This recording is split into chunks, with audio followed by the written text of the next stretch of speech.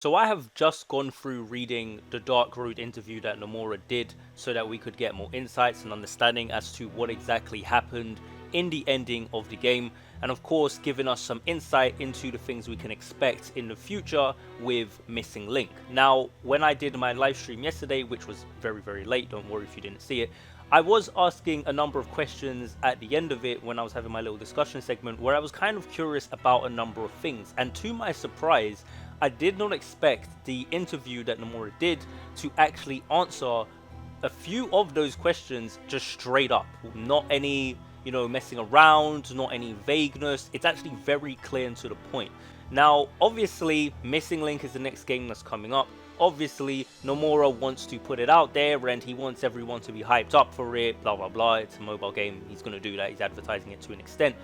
But if I'm going to be honest, I cannot deny the fact that he has certainly got me very intrigued. So if you haven't read the interview, I highly suggest you do. The link to it will be in the description. So I'll begin with the very first question that stood out to me, which was question 4, which states that in Dark Road, several of the emblem Heartless make an appearance, but we thought they would only appear later in the series. Now, during my actual reaction to Dark Road, I actually said, how comes the emblem Heartless are there? Like, is there going to be some explanation for that? Because it is something I noticed before when we first saw Dark Road, but I was reminded of it, of course, as I was watching. I was like, hold on, why are Emblem Heartless here? It's not until later on in the future when they were created by a future version of Xehanort. So how exactly could they be in the past? That seems a bit weird. And I expected that to be explained in Dark Road, but it wasn't. And Nomura says, well, the reason for their appearance will be explained in Missing Link. And that's very interesting because, again, they're still from the future. Missing Link is set before Dark Road, so for the explanation to be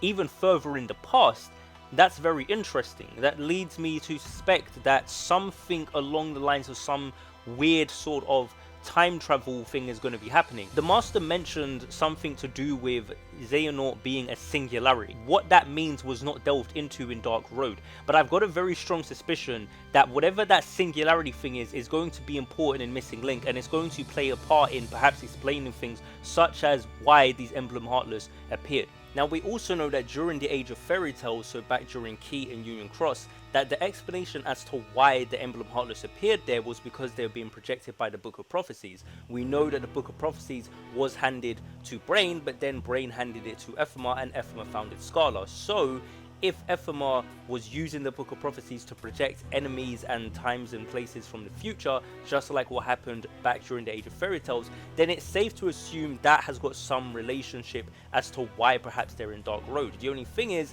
to our knowledge, that's not the explanation. At no point in Dark Road was it explained that the reasoning for the Heartless being around is because they're being projected by the Book of Prophecies. Master Odin never mentioned that. And the fact that Nomura is making it out like it's a mystery makes me think the explanation isn't quite as simple as that. So maybe something happened though with the Book of Prophecies in Missing Link, and it had a more permanent effect than was intended. I definitely think something to do with the Book of Prophecies might be the cause here, but I'm wondering just what exactly it was that happened. So that's probably what it is. Maybe it's still got something to do with Xehanort being a singularity or something like that, I don't know. But either way, I guess we'll find out soon enough in Missing Link. Question 9 also stood up to me. It was, could you explain about the Destiny is so cruel line by Master Odin? To which Nomura said, naturally, Master Odin also had a master to mentor him. Said master entrusted Odin with a mission, which actually ties in with the identity of the blue-robed individual. Now, this was a very interesting question and answer because, again, during my stream, this was something I could not fully wrap my head around. I couldn't understand how Odin was just some regular master and there was no twist with him. I just felt like something's missing. There has to be some explanation here. Odin's saying too much weird things. It sounds like he's been told to do something. There's no name hanging up in a classroom. Why does he hang no name up in the classroom? Where did he get it from? Who gave it to him? Like, there was too much stuff going on with Odin that was just sus, and there was no explanation in Dark Road, so I just had to believe Missing Link would show us a younger Odin or some kind of backstory explanation as to why it is that he's the way he is and why he's saying some of the weird stuff he's saying. And yes, seems like that is exactly what we're going to get. Great, because to be truthfully honest with you, I was feeling a little bit underwhelmed by the fact that I didn't get some kind of twist with him, so I'm glad to know that there actually is some explanation behind a lot of his behavior, and it is going to be explored. What's really interesting with this is that he says that the identity of the blue-robed individual has got something to do with Odin. Now, I would imagine, since we know now that the blue-robed individual is the player, which, by the way, was also answered in this Q&A, I personally would reckon then that what this means is that when we play Missing Link, our player is, I'm pretty certain, going to be the new life, the new beginning of the player from Union Cross, right? So we're playing as player again, as the second player in Missing Link. And something that I asked during my stream was, during this game, are we going to actually age up as the player this time? So what I mean by that is, are we going to actually get older? You know, are we going to see the actual whole lifetime of this particular player? And one of the reasons I was wondering that is because obviously we see that at some point during the time of Missing Link, Xehanort is born and player goes to take Xehanort to Destiny Islands. It would make sense to me that if we are playing as the player before they're old, then Xehanort's not born, Xehanort's mum may not even be born at this point, and so at some point we're going to, I would assume, get older and age up, and then eventually all the things that we've seen of the blue robe and Xehanort's mum and all that, those things will start to take place. I think that would be very interesting, because there's something going on with bloodlines and families, which we're going to get to in a minute, especially since, if I'm correct, and Xehanort's mum isn't around at the start of Missing Link, then we would have to see her as a little girl. We'd probably have to maybe play a part in raising her, perhaps. Maybe she'll be a student of ours, I don't know. But it'll be interesting seeing how we kind of meet Ephemer's descendants, and how we may have to play a part in working with them or instructing them even, perhaps. The reason why I think this is really interesting is because, of course, that might mean that Odin would be a student to the player potentially in Missing Link. So if we do end up going through the player's actual life throughout this game in any capacity, or even if just by the end we get some cutscenes and flash forwards showing the player throughout the later parts of their life, I do think it's very possible what we're going to see is that it was player that taught Odin a lot of the things that we ended up seeing him referencing in Dark Road. So that's where my thoughts are with this. That was a very interesting question and a very interesting answer. Now, the next two questions, both question 10 and question 11, are very, very interesting to me. Question 10 asks, Xehanort appears with a figure who we assume to be his mother. Is that Skuld? Nomura says that is incorrect. Great, because personally, I already stated a number of times in the past that I never believed that that woman, Xehanort's mom, is Skuld. They have two different eye colors. There's a bunch of other reasons why I didn't believe it. But, even though that was my belief, Nomura goes on to say she is related to Skuld in some way. The next title, Missing Link, will have Bloodlines as one of the story's main points. Now, this is a really big deal to me. Once again, during my live stream, at the end, I spent, I don't know how many minutes, maybe a good 5-10 minutes, maybe longer, I don't even know, but I spent a good chunk of time trying to understand how Skuld relates to Xehanort's mum, if she does. I didn't know because this interview wasn't out or translated at the time, so I had literally just got done watching it, so I wasn't sure, but I was trying to figure it out, because during the scene where Xehanort is talking to the Blue Road player, he says that there was a girl with dark hair like my mum. Now, when I saw that line, I immediately thought, okay, Nomura has acknowledged, like actually in universe now, that the woman who is Xehanort's mum does actually look like Skuld on purpose. So this led me to believe there must be some sort of actual story explanation for why she looks like that. In other words, there's a very damn good chance she is in fact related to Skuld.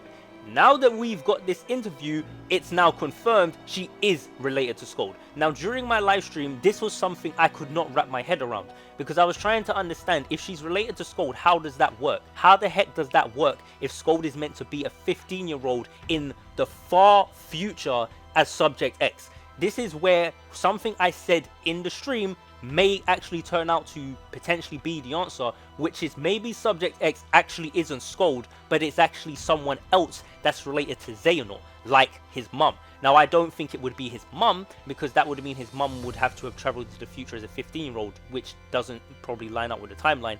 But the way I'm seeing it is there's a few different possibilities. either Skuld isn't actually related to her in the way we think, like it's not that Skuld is actually Xehanort's great-great-grandmother or something like that, which was one thing I suggested, but maybe that's not what it is. Maybe what it is that there's some way they've used Skuld's data or copied or something, I don't know. Maybe there's some weird thing that happened using Skuld where they're able to create offspring that look like her, but it's not actually Skuld's, you know, descendants. And that's perhaps why he's saying that she is related to Skuld in some way, because that's a very interesting, you know, thing to say, in some way, rather than just she's related to Skuld. You know, what do you mean in some way? That sounds like there's some ambiguity there for some unknown reason. But the only other two things that I suggested in my stream that I could really see how this works is either that Subject X is not actually Skuld, but it's one of her descendants. My biggest issue with that is that there's just too much issues with it, timeline wise and based on the details in the secret reports. Like, if we're being told that she is from the age of fairy tales based on, you know, what was the memories that were in her heart, and if we're being told that she left with 4 friends and a key and the world was being destroyed, and it just seems to line up way too closely with Skuld specifically for it to be one of her descendants. But then again, we've not seen Missing Link. It's just that I don't know, would Missing Link be classified as being part of the age of fairy tales? I don't think so, but I'm not really sure. So it's kind of hard for me to tell with that if it could be her, one of her descendants. I personally don't think it is, but that leads to a third possibility, which is a real mind bender, which is maybe the reason why is because at some point in the future games, like in Kingdom Hearts 4 or sometime after that, Skuld is going to go back in time all the way to the Missing Link era and I guess have descendants. I don't know about that. I don't know about all that, but that is the only way she can be Subject X and still also be in Missing Link and have descendants. I think more than likely she's Subject X still, but maybe there's some weird shenanigans going on. Remember, in Union Cross, one of the points they brought up was about having the data of different people. Maybe Ephema used data in some way to help with repopulating the world. I don't know. I have no idea.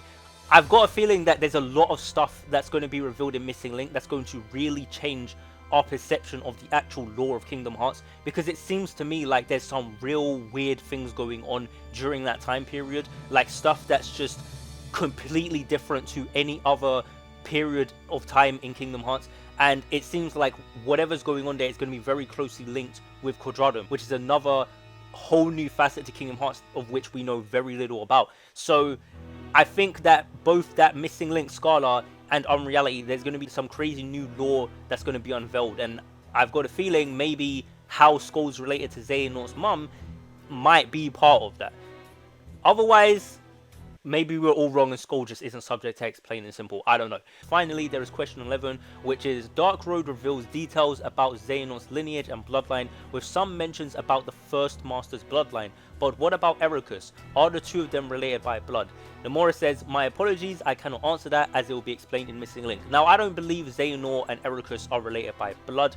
I think that quite clearly we know that Ephema and Brain, they were good friends. We can quite safely assume that Ericus is indeed a descendant of Brain, especially since Brain is in the Missing Link Scala now. I actually think, in a weird way, us finding out Ephema is Xehanort's great-great-grandfather, I believe confirms for us that Ericus is indeed the grandchild of Brain. Just because if you look at it timeline-wise, it actually matches up perfectly based on the information we have of when Missing Link begins and based on when Dark Road takes place. But of course, we will find out for sure what's going on with them in Missing Link. But that's my thoughts on it. This is a bit of a different video. It's not a theory. It sounds almost like I'm doing a news video, doesn't it, or something like that. But honestly, I wanted to just give my thoughts. I didn't write out a script or anything. I just wanted to just answer this because I read this interview and I was like, wow, there's some really interesting stuff here, especially because it was answering questions that were like burning questions in my mind after finishing Dark Road. So I'm very glad that Nomura answered these questions quite so succinctly. Besides the Skuld question, that one's got a little bit of ambiguity, but outside of that, pretty much everything was answered quite straightforward. Anyway, that's all I've got to say for this video. Thank you guys for listening. Of course, be sure to leave your thoughts in the comments below. I'm sure you guys have got your own takes on the information provided in this interview, and of course about Dark Road and Missing Link just in general. But other than that, I appreciate you guys for listening. My name is NextGenNovelist, and that's all I've got to say, and I'm out. Peace.